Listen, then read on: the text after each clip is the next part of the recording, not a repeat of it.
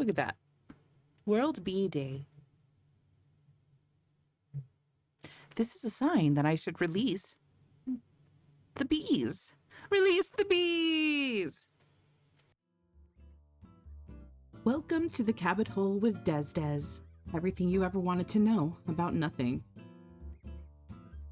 So today I went outside to check the mail. And I think I was hallucinating. Because there was a bee, but it was blue. I shit you not, it was a blue bee. I thought it was a fly. Maybe it was. Like I said, I might have been hallucinating. Look at my... What the heck? Why did Cocoon win? Why did I search that? Anyway. Oh. Blue bees. It's real. It's real. Oh my god, it's real. Look at it. It's a thing. Look at that guy. This is Disney. It didn't look like this though. He looked more like this or this. Very insect-like, but this one's all fuzzy. Yes, blue bees exist. What to know about the gems of the insect world?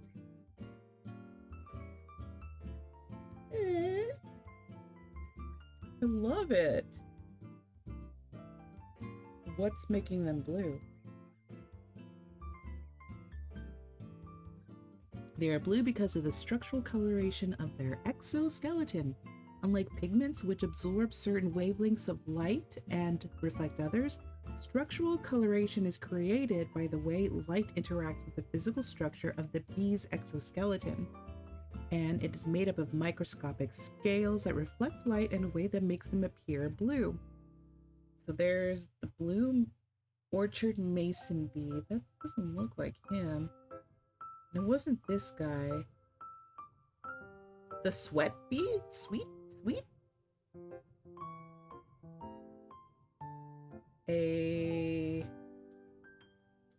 Oh my god, what? You might have met a sweat bee, also known as a halictid bee. These intriguing creatures have a peculiar penchant for human sweat, often making them our unexpected companions during the sweltering summer months. But take a closer look and you'll be in awe of their metallic bluish-green hue. Despite their closeness to humans, blue sweat bees are far from being hostile. These gentle insects are known to be relatively harmless, and their stings extremely rare.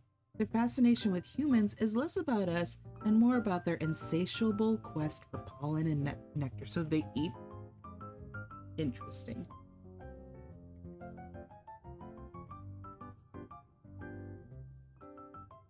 But why are they here? What? Wait. Rent, mason, and leaf cutter bees? You can rent bees? What? Rent mason bees is the largest bee provider in the US. Rent Mason Bees invites gardeners, environmental enthusiasts, and communities to join our cause. By embracing solitary bees and incorporating them into your gardens, you not only support solitary bee populations, but also reap the benefits of these exceptional pollinators. So, how do you do it? How do you people do this? Our bees. They're certified by the Orchard Bees, the OBA. There are so many organizations in this world. They ship nationwide. So here's the gentle, non-aggressive, low-maintenance bees. Summer leafcutter bees. When you rent bees, you help populate the environment with more bees. Bees! We do need more bees. You grow bees to help local farmers, and you create a healthier environment. Mason bees visit up to 2,000 flowers a day. Mason bees do the work of 40,000 honeybees, and one mason bee can block and hold 500 eggs. And farmers release 1,000 bees per acre to pollinate their crops. how do you,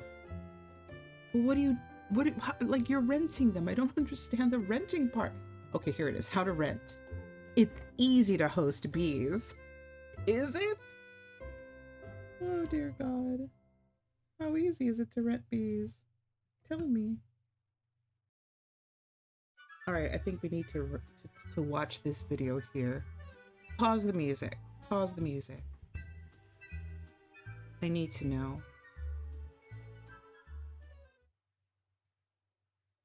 Hey everyone, it's Tira with Hi. Mason Bees. I am back out at our Bothell location and we are harvesting over 3 million mason bee cocoons this season. Thank you for returning your blocks. A lot of these bees that we will be harvesting will be going back to our gardening program, and then a lot of them will be sent to our farmers to help grow more crops of apples and cherries and blueberries and almonds. So I wanted to show you a little bit about how this whole process works. So we're here in our room where we have all of our blocks. Most of these are already sterilized and cleaned and ready to go for next season, but we still have quite a few yet that we need to harvest. So I wanted to show you our Bob Harvester machine. This is Craig Watts. He's going to demonstrate what we're doing with this harvester. We created and invented this machine to help us extract the cocoons out of the blocks. You'll see that they all still have the mud plug, and we're going to turn this thing on and show you how we process the bees, and they go through and they get pushed out of the block. And go ahead and start up the machine. So as you can see, each block is being pressed out and all the cocoons are coming down. All the debris from the blocks are being extracted out of that block. And you can see down here, everything is coming out of the blocks. That includes the pollen mites, the mud, the Houdini fly larvae. All of this is coming out. But the what? The Houdini fly larva? Another thing I have to put a cap on that. Anyway, continue. As you can see, we also have a lot of really great cocoons. So let me show you the next step of how we then clean these cocoons to get them all ready for next season.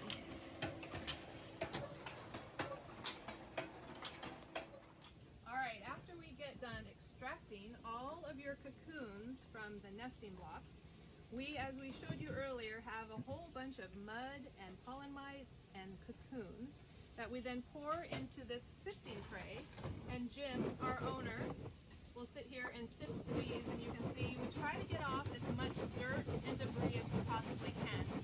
It gets to be quite a dusty process, but we do our best to get as much of the dirt off in the sifting process.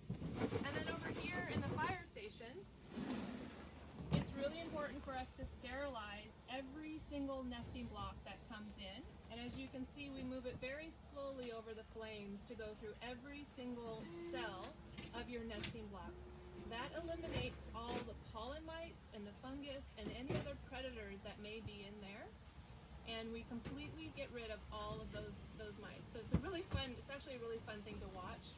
And then after that, those sterilized nesting blocks go over to our strapping station where we strap them up and we get them ready for next year. So then you will be sent clean, sterilized nesting blocks for your gardens next year, all ready to go. All right, now that our bees have been sifted and we got as much dirt as possible off of the bees, we give them a bath in our handy dandy bee bath. This is 1 cup of bleach to 20 gallons of water, and we dump our dirty cocoons into the bee bath, and we take our handy dandy cat litter scoop and we mix them up and we wash them and we rinse them for about 15 minutes. They soak in this bleach bath, and then we take them and we put them onto our conveyor belt to rinse the final cocoons with fresh, clean water. We spread them out on our conveyor belt. I'll get a couple of scoops here so you can see it. And then these little cocoons will travel through this bath of water, fresh, clean water, get off all the rest of the debris if there's anything remaining on them. They'll come down at the end,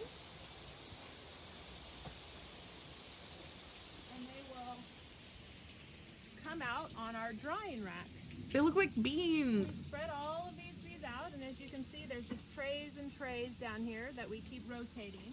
This drying rack will sit overnight, and then in the next day, we will pick through every single cocoon to pick out the non-viable bee cocoons on our light table. And that is part of our bee bath. After our bees get a bath, we put them on the drying rack, and the drying rack dries all of the bees overnight under a large fan. And then we bring the drying rack out the next day, and we hand pick through millions of bees, all the ones that are not viable. So we have our volunteer Janet helping us today, and we have Michelle helping us pick through all of these cocoons to pick out all the non-viable bees. So if you see a cocoon that you can see through, so if you can see this one up close, these cocoons are not viable. Something got to these bees and they didn't survive and they didn't make it. So we literally pick out all the cocoons that are not healthy anymore to make sure that next year you're getting healthy, strong bees, and that our farmers are getting healthy, strong bees. So then you can see this box over here. All of these cocoons are washed, cleaned, no more predators, and healthy and strong to be sent back out to our gardeners and our farmers next year. We are going to weigh these and then put them into cold storage to keep them safe over winter. And these bees are all sorted by the regions of which we've received them from, so that the bees that you hosted will go back to the states that you hosted them from. So all of these bees are native bees. All right, we've now handpicked through millions of mason bee cocoons to get out all the non-viable bees. They are nice and clean cocoons now, and now we're going to put them in winter storage. We have a walk-in refrigerator where we store our bees, and we put them at about 37-degree temperatures where they'll sit here and hibernate over winter, and then we will release them the following spring. We will send them back to gardeners and to our farmers to pollinate crops. Thank you for watching our video on our mason bee fall harvest. As you can see, there's a lot of little pieces that go into cleaning and sterilizing and making sure that we return healthy bees back into our environment every spring. If you are interested in becoming a part of our program, not hassling with cleaning your own cocoons, then you can rent a mason bee kit from us. It includes a black house, a nesting block that's sterilized and clean, and 50 to 60 mason bee cocoons that we will put in a PVC pipe. We'll put a little piece of tape on it, and then when you get your kit, you put it and hang it in a sunny spot, take the tape off, and that's all there is to it. And then in September, you just mail your nesting block back to us, and again, they'll go through the mason bee harvesting and cleaning, and we'll take care of all of your bees for you. So if you ever have any questions, give us a call. We have lots of videos online to learn about mason bees, to learn about leafcutter bees, and about all our pollinators and how to take great care of them. So give us a call if you have any questions, or pop us an email at info@rentmasonbees.com, and we'd be more than happy to help you. Happy pollinating. Thank you. I have questions.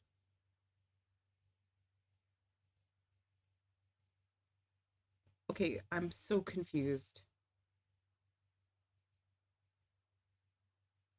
I'm confused. Still, I'm so confused. I'm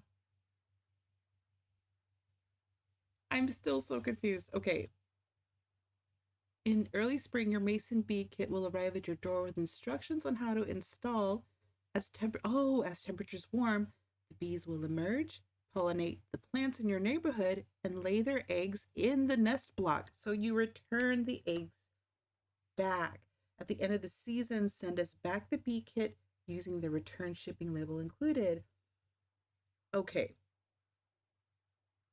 That's really smart, especially considering the problems that we've been having with bees, the bee populations, dwindling. So that's really cool. So that's how they keep that population going. If I was a gardener, I'd rent bees.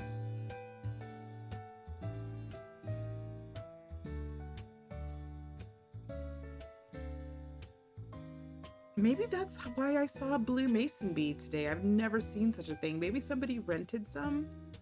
And because we do have a lot of gardens around in the area where I'm living.